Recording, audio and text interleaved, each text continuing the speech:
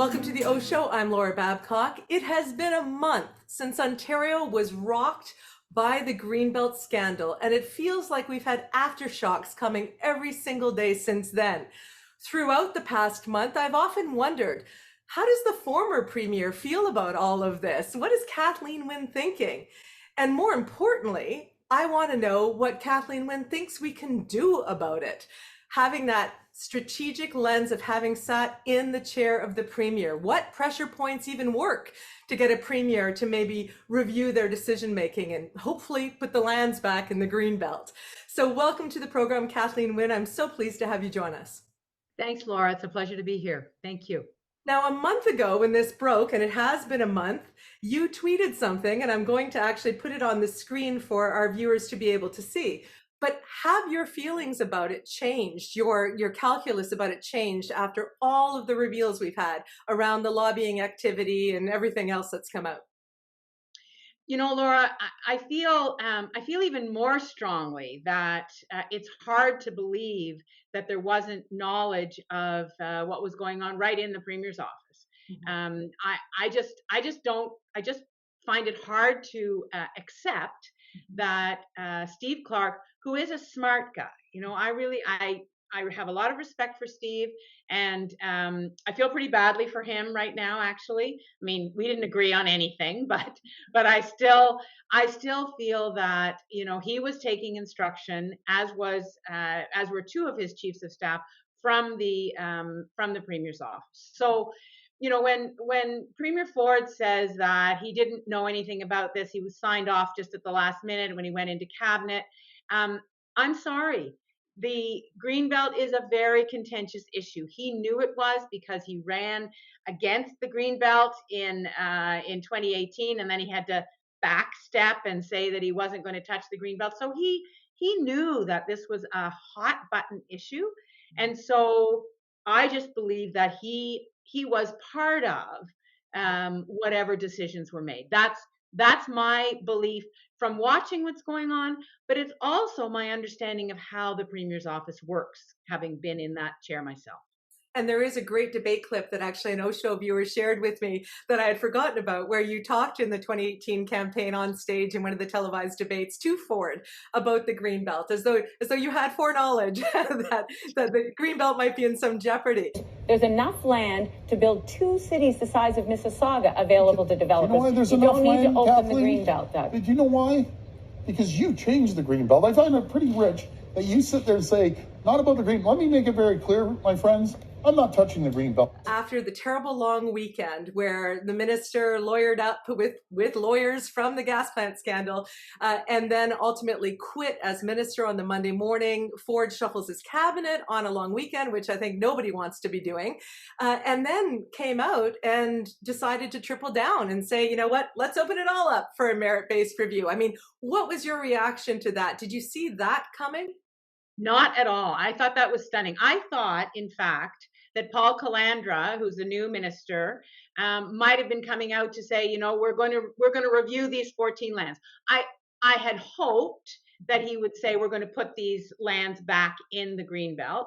But short of that, I thought at least he'd be saying if there's going to be a review, it's going to be a review of these decisions, and they could be reversed. But that doesn't seem to be what they're doing at all. It seems that they are looking at the whole Greenbelt. And I think that, that really speaks to the degree to which this Premier just doesn't believe in the Greenbelt. And I think that's the story that's starting to come out now, that all along he's talked about it as a sham, and he didn't understand or whatever, or was not telling the truth about his understanding of how the Greenbelt was formed. He talks about there was no consultation. I mean, there were months and months of consultation with experts and environmentalists, and it was a very careful process. So I don't think he likes it. I just don't think he likes the fact of the Greenbelt, and so that is clearer now.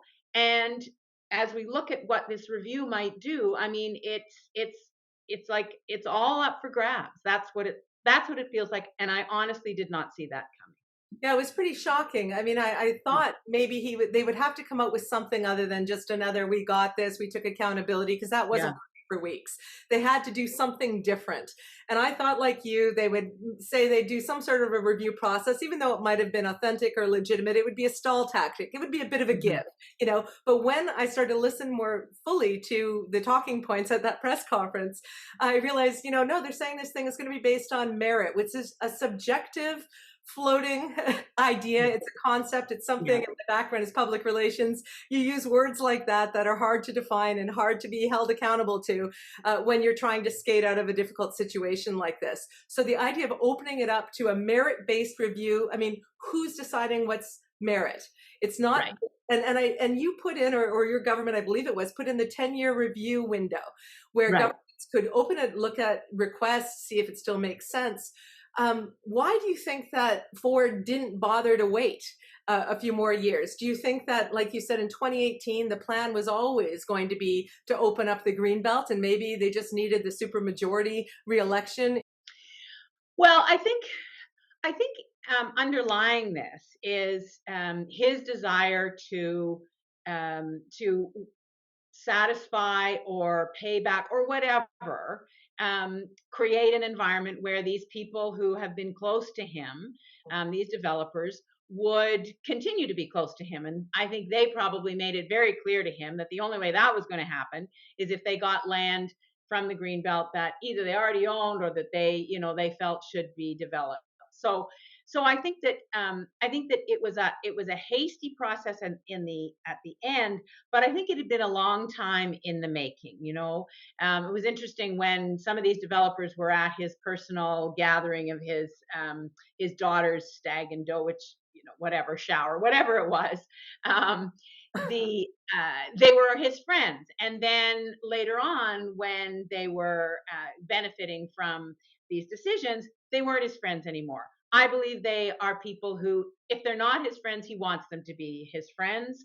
And so he was going to do this. And at some level, it made sense to him that this land could just be provided to them because they're business people, you know, and somehow being a business person trumps everything else.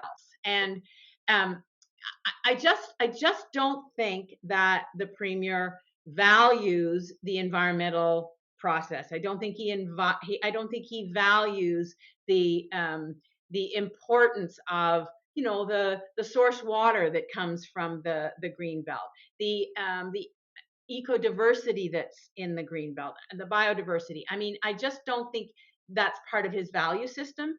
So he wasn't going to wait for the review. He was just going to move ahead. This is what he wants to do.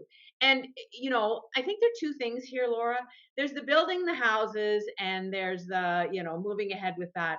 And I don't think anybody in the province would argue that we don't need more houses. That's fair enough. We need more housing.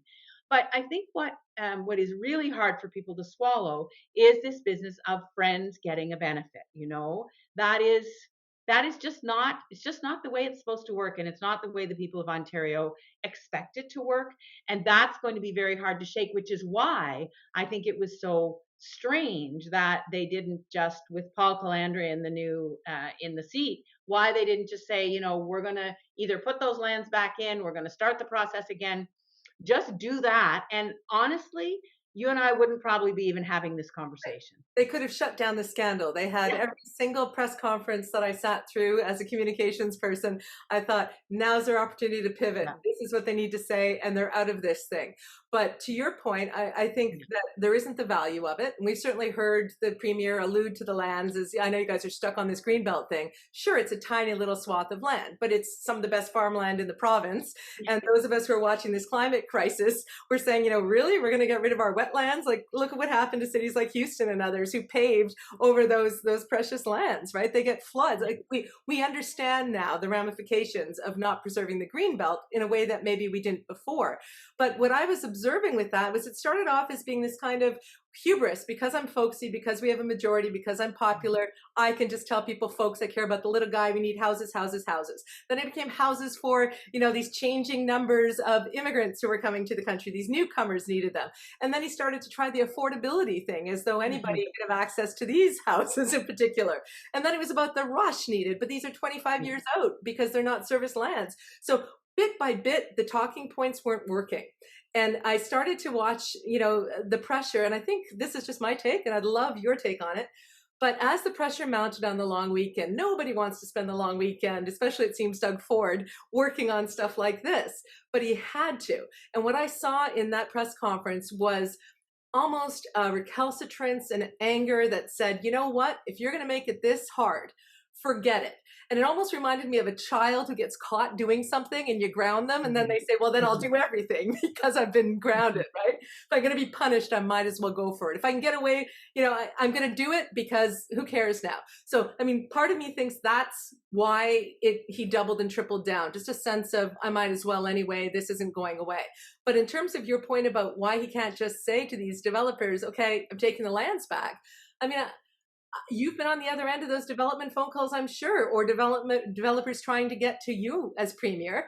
I can't imagine they're easy to say no to. So, when this whole thing started, I said to my partner, Jane, these same people were in rooms with me and with my staff pushing for exactly this. There were 700 or some huge number, 700, 800 requests for changes. And we kept saying no, and I knew that the developers were not happy with me. I mean, they made it very clear. It was all civil, but it was very clear.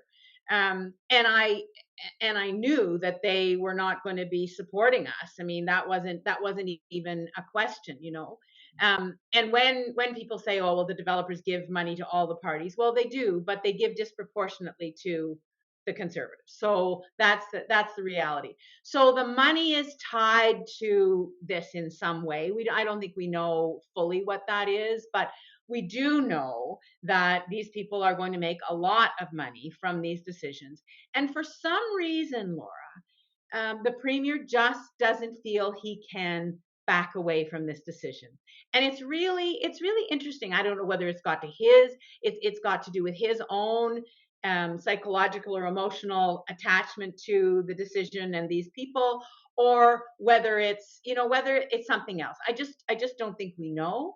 But it is strange to me that when an issue is this hot and you've been found by two officials of the legislature to have engaged in a practice that was not above board, and the RCMP is investigating you, why you wouldn't just back away from these developers and say, you know what, guys, this is not happening. We're going to review these lands, or we're going to put them back in. That's just the way it is. I don't understand that. So that's why it feels to me like there's another shoe to drop, and I don't know whether that will come about as a result of the RCMP. I just don't know. And I can't even speculate on it. But it is weird. It's politically weird when I look at it, because all those pivots, all those changes that you talked about in terms of messaging, it's only made the situation worse. It's made it feel murkier, and there's less trust. And you just think, okay, this guy really, he doesn't know what he's doing, and we don't know who's steering the ship right now. And that's not a good thing. Now, that is the question that I've been asking on the OShow since it broke. Who's running the Premier's office? Yeah. Because if he had to stand behind the cabinet minister and wasn't able to take action, why not? Why did the cabinet minister have to do it? Why did the cabinet minister lawyer up? If you're just resigning from your cabinet post, you don't need to engage a legal team. So I want to hear what the RCMP finds out. I want to find out what were on those cell phone records, if those come out, what the Premier was really talking about. I think, to your point, there is another shoe definitely that needs to drop here. But I also think that on some level, they're in a situation where if they take those lands back, they could get sued by those developers who are going to lose potential billions, right? And if they don't open it up to everybody else who wants a piece of it, they could get sued by all those farmers who got cheated out of a good sale in developable land. So I feel like whether it's psychological or there's something more nefarious going on, why the Premier is not in control of the situation, or if it's sheerly the mess he has stepped in by not understanding this issue, any of the above. Well, and I think the risk of being sued by the developers would be politically worth it. I mean, I think that to do the right thing and to put that land back in and start from scratch with a better process, that would be much more politically palatable. And you know, if they got sued by the developers, they would have to deal with that, obviously. But I just do think it's the right thing, and I think that it would be way easier to explain. I think that right now, and I obviously don't have any crystal ball and I don't have visibility into the Premier's office, but I think that they are probably spinning on how to come to the next message. Like, what's the next thing they're going to say? They're going to be going into the legislature at the end of the month, and it is going to be a relentless, you know, grilling from the opposition parties, the NDP, the Liberals. Mike Schreiner will be up on his feet, you know, as often as he can be, asking questions about this. So it's not going to go away. And Paul Calandra, you know, I've sat in the legislature with him. He's very smooth and he's very smug and he's very superior. So he'll use that tone.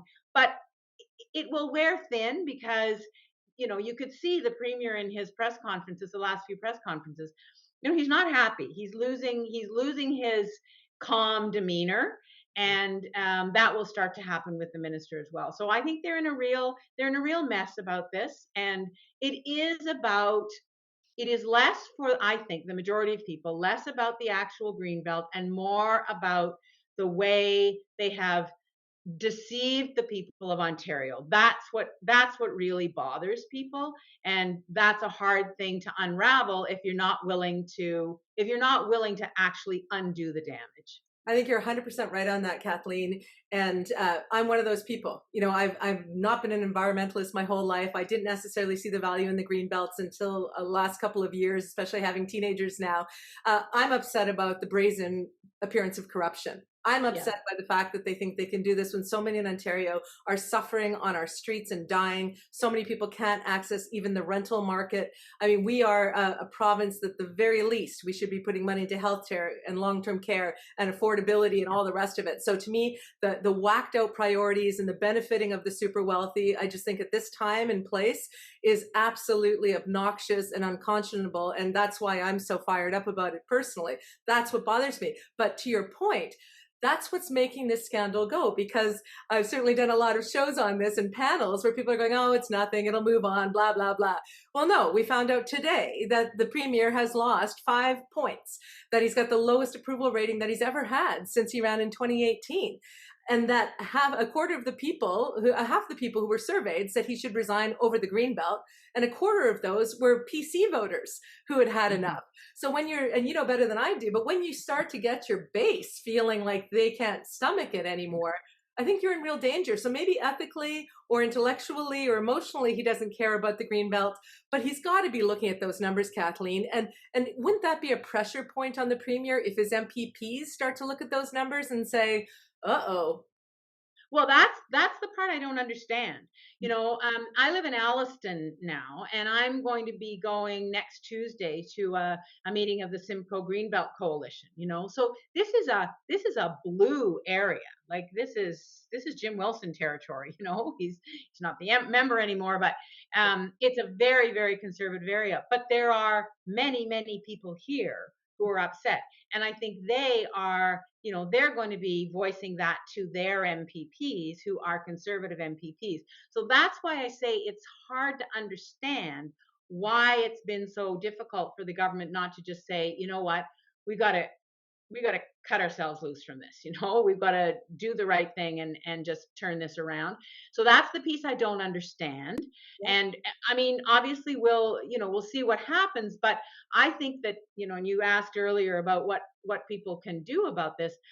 I think those MPPs, those local MPPs, need to hear from everybody who's concerned, because they're going to go to the caucus table and they're going to go to the cabinet table and they're going to be saying, you know, it's not good out there, and you need to understand that this has really touched people, and we need to do something about it. So I think that's the path to changing this. Well, I know so a couple of quick points on that. And I'm really glad you brought up the community consultation piece, because I do want to ask you about a scenario that just happened. I'd love your insight. But as to the idea of the MPPs, you know, initially there was some response a week ago when I said MPPs are going to have that talk with their family and friends about, you know, can their brand survive this, right? And I got a tremendous amount of pushback. You saw them all line up their team messaging on Monday, how happy they were that the minister resigned, blah, blah, blah. I don't think that holds, not from what I'm hearing from people who have been talking to their friends who are MPPs. And I suggested, kind of comically, but just as a psychological tool, that all the opposition members wear a green belt until the lands go back, just to drive, just to remind those MPPs we're not forgetting. But on a serious point about your strategic note, being heard and going to those meetings, Hamilton City Council, of course, voted not to support the Greenbelt grab, and they sent a letter to the Premier. But they had previously said they would go along with the facilitator process. And one of the things on their calendar was this event that happened the other night that was so overwhelmed with people who were concerned about the Greenbelt that there were lines around the block and people couldn't get in. But the slide that started it off, Kathleen, said former Greenbelt lands and then listed community benefits and kind of put the audience into this negative option of, we have to go ahead with this. How do you want to do it? As opposed to, how do you feel about going ahead at all? And I responded to that very angrily, because I thought, as a communications person, you're sending a mixed message to this Premier. You're saying you're not going to play along, but it looks like you're capitulating because of a process thing. So from the Premier's point of view, what message does it send when you see a city that opposes your ideas go ahead anyway and start to, discuss the wallpaper in the house, even though they don't want to buy the house?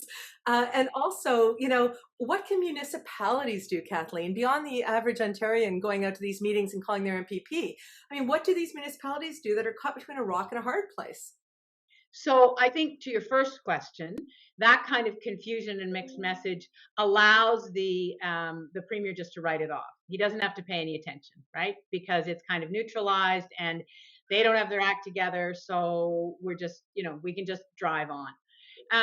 I think that an organization like AMO, so the Association of Municipalities of Ontario, I think it would be compelling if AMO started to gather opinions. Now they're a pretty cautious organization, so they may not come out strongly. But if enough of their members are worked up about this and about the process, because remember, and I've heard you say this, municipalities across the province have already got their target numbers. They've got plans in place. They've got lands that they're going to build on and housing plans.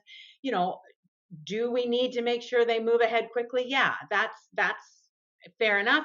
But they don't need a new process, And I think it's pretty disruptive for them to have to engage in a new process at this point. So I think if there's that, and then if the process isn't really a process, it's really about cronies of the Premier, that's even worse. So I think organizations like AMO and the large municipalities, and they're all sorts of, the small municipalities, they need to be canvassing their members and collectively sending a message to the Premier. I think that maybe there are conversations going on behind the scenes, that may already be happening. But at some point, it would be great if there were a public declaration of what, there are 444 municipalities in Ontario, what percentage of them actually think this was a decent process? And the Premier would have to listen to that, I think. What about just as a final question, then I'll ask you for final thoughts, but what about the mayors? Because I've been advocating for, these mayors with these strong mayor powers. I think that was a give in order to get the Premier's agenda through. And I think the AMO announcement about, this kind of Hunger Games, the ones who get it done fastest get the money kind of thing. I mean, to me, this is a Premier's office cleverly setting up the cities, the municipalities to pit against each other, right? And to follow along with what he needs them to do. Do you think it's possible, realistic, or strategic for the mayors to say, we are being essentially divided and conquered here? What about if all the big mayors, the ones adjacent to the Greenbelt mayors, got together and formed their own voice in this debate? Well, and there are large mayor caucuses, and there are those groups that exist. So I think that would also be compelling. But I also think, Laura, that mayors with the support of their councils, because their councils are in touch with their constituents, and I think that it becomes a community discussion in a better way than the mayors just taking it on. So that would be my approach. And I also think that there's a role for community members to be going and talking to councils. I think that we underestimate the impact of people, especially people who haven't done it before, people who for the first time, it may be the first time they've gone and spoken to a council. That's really compelling to council members and to mayors and deputy mayors. So I guess I would encourage people.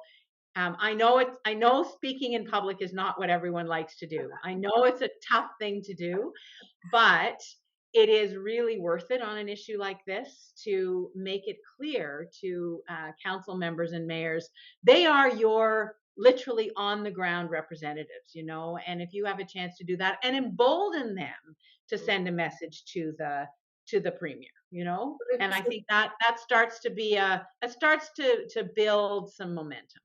So just as a final question, then please wrap it up however you'd like, Kathleen. I really appreciate all of your insight and expertise on this.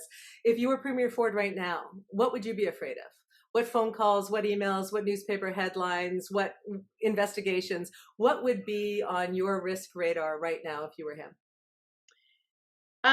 Well, I'd be very worried about the RCMP process, and I would be very, very concerned that the allegations and the charges of cronyism and deception were going to stick to my government for the rest of my term. And if I were in his position, so I think that if I were him, all my energies would be focused on a transparent opening of the books and the process, and a real, almost a confessional about what actually went on. Because I think if he did that, and he and I, there's no love lost between Doug Ford and me, but if he did that, I think there'd be a lot of forgiveness for him, if he actually talked about what actually happened, because we don't know what actually happened now, Laura, and people don't know that they don't know, and so until he makes it clear what actually happened and he's honest with people, then this stench is going to stick to this government. And people like a redemption story, especially someone who's been folksy. They want to get back into that space. So I think you're right on the money, pardon the pun, with that, Kathleen. And I also think that, as we're looking forward as a province, people should keep up hope. It can be very depressing to see the level of cronyism and the reporting coming out and feeling like things are overwhelmed.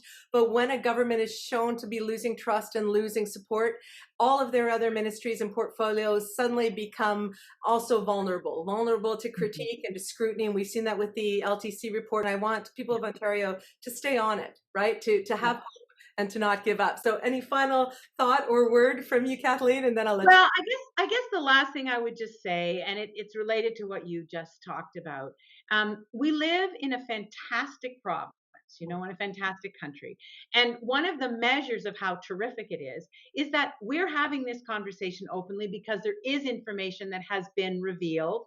We know when a process is good and when it's not good. And when it's not good, there's a reaction and there's a consequence. And so how lucky are we to live in a place where the system works? It's not perfect, but it works. And until he and his government are honest with people, it'll continue to be our job and your job as a journalist, and the opposition at Queen's Park to keep pushing on it. And we're lucky to live here. Well, and we're lucky to have you share your time and your thoughts with us, unscripted. You had no idea what I was going to ask. And that's how we do it here on the OShow. Thank you so much, former Premier Kathleen Wynne, and all the best with all the other things that you're working on and the other things you care about. I know you're out there talking about a number of issues, especially around schools. So people should check that out as well on your Twitter feed. Take care, Kathleen, and thank you so much. Thank you, Laura. Keep up the great work. I will try. Thank you to everyone watching. You make this great work happen. Subscribe to the OShow. Stay involved in the conversation and keep letting us know what you think. Thank you so much. Take care. When you care about current affairs, it's on the OShow. And when you want to get clear what's going on here, it's on the OShow. If you like to stay in the know, tune yourself into the OShow. It's the OShow. Laura Babcock's the OShow. A lot of great guests, she puts them to the test on the OShow. There's no doubt they'll be calling them out on the OShow. Stand for something or fall for it all. Ontario, hear the call on the OShow. It's a podcast, the OShow. Laura Babcock's the OShow. Stay informed with the OShow, OShow.